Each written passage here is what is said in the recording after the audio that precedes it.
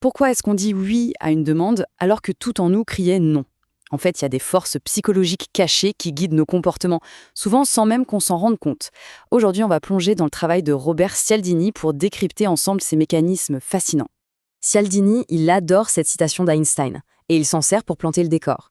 L'idée derrière, c'est que le comportement humain, qui a l'air super complexe, peut en réalité être compris grâce à des principes étonnamment simples, mais terriblement puissants. Bon, alors entrons dans le vif du sujet. Le concept de base, c'est que notre cerveau fonctionne en pilote automatique bien plus souvent qu'on ne le pense.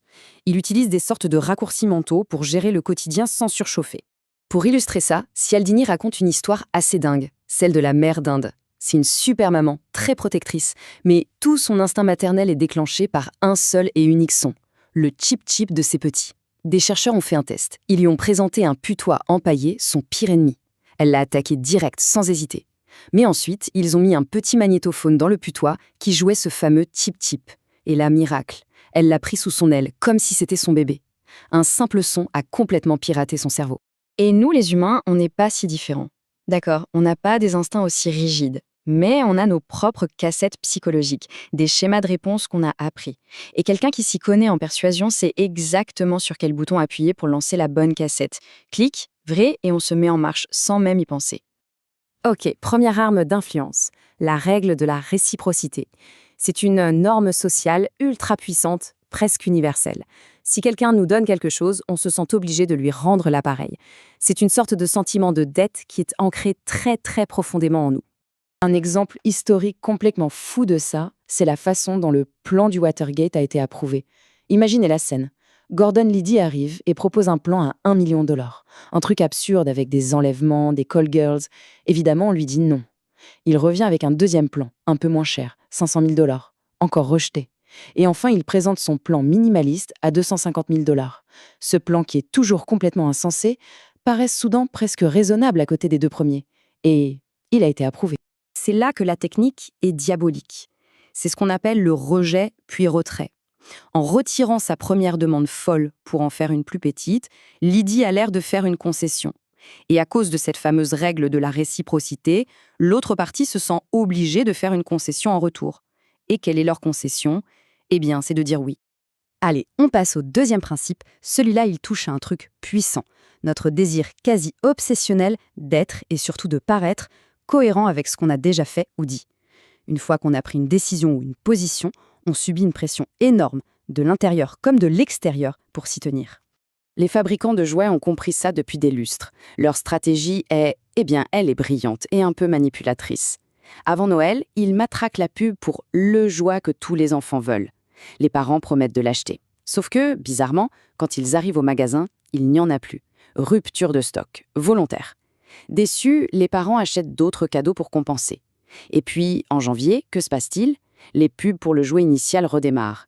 Et pour être cohérents avec leurs promesses, les parents retournent au magasin et l'achètent. Double vente, c'est du génie. Et c'est ça le point clé.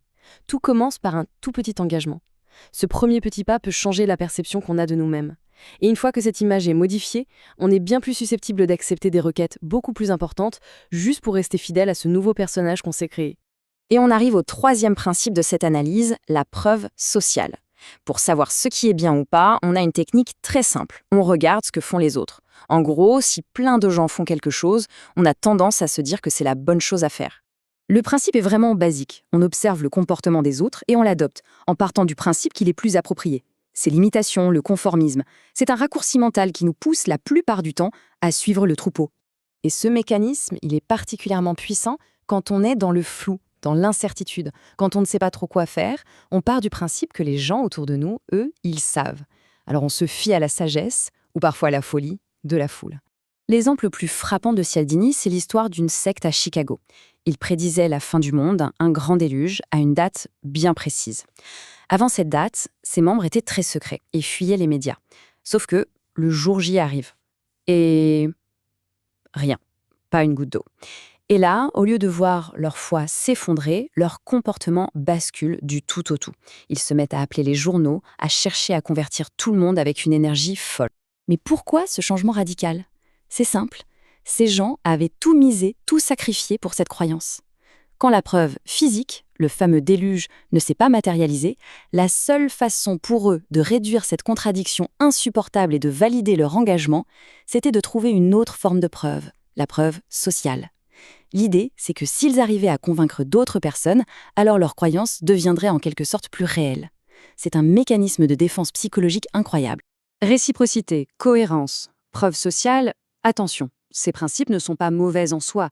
La plupart du temps, ce sont des raccourcis hyper efficaces qui nous aident à prendre des décisions rapidement dans un monde complexe. Le problème, bien sûr, c'est que ces failles dans notre système peuvent être, et sont, exploitées pour nous manipuler.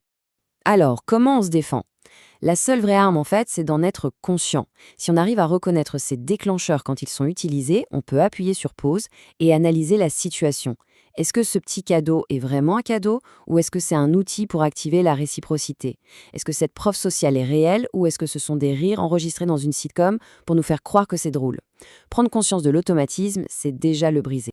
C'est la question que Cialdini nous laisse en suspens.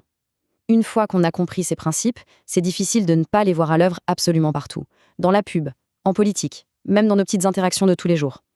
La vraie question maintenant, c'est qu'est-ce qu'on fait de ces savoirs ?